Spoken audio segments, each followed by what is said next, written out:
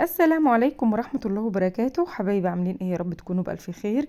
النهاردة بقى هنعمل مع بعض صينية الجلاش باللحمة المفرومة والخضار. اتمنى الفيديو ينول اعجابكم.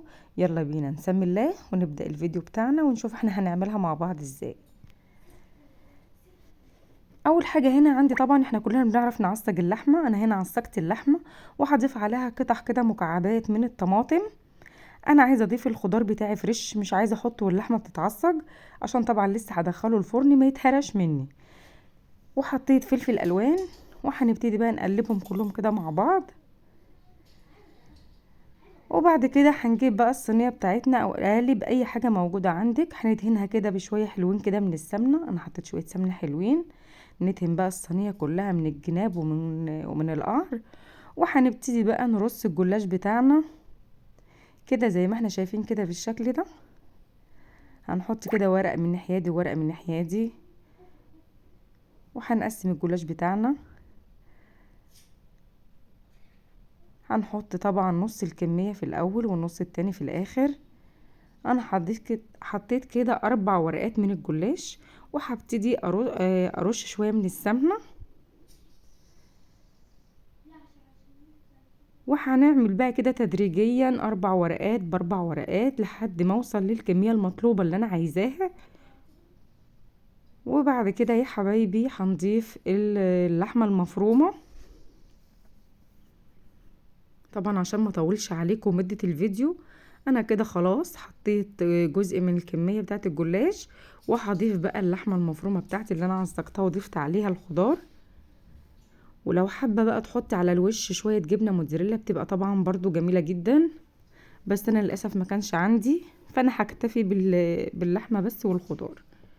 وهبتدي بقى بعد ما حطيت اللحمة هبتدي بقى اقفل الصينية بتاعتي.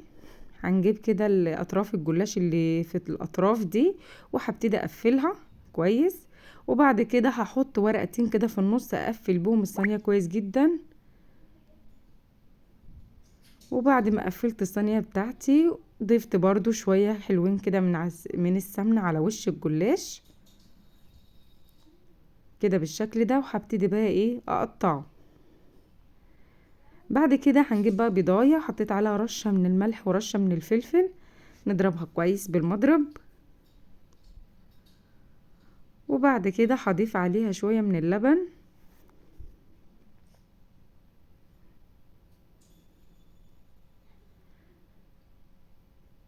بعد ما ضفت شوية من اللبن هنبتدي بقى نسقي صينية الجلاش بتاعتنا.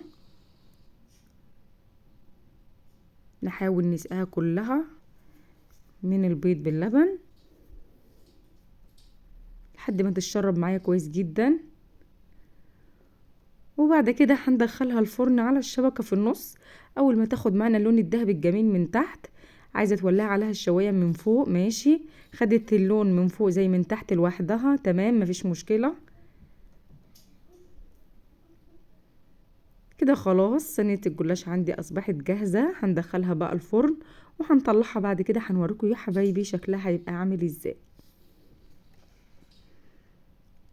كده بقى صينية الجلاش بتاعتنا خلاص استوت وطلعتها من الفرن. شايفين شكلها ما شاء الله، الجلاش مورق معايا زي ما انتوا شايفينه كده بالشكل ده، ولونها ذهبي من فوق زي من تحت. ما شاء الله جميلة جدا، جربوها هتعجبكم قوي. حبيت برضه اوريكم قطعة كده منها. ما شاء الله الجلاش مورق زي ما احنا شايفين كده طبقات طبقات. وبكده يا حبايبي بنكون وصلنا لنهاية الفيديو النهاردة. اتمنى تكون وصفة النهاردة عجبتكم. ما تنسونيش في لايك وشير والاشتراك في القناة علشان يوصلكم مني كل جديد. كان معاكم نورة وليد، والسلام عليكم ورحمة الله وبركاته.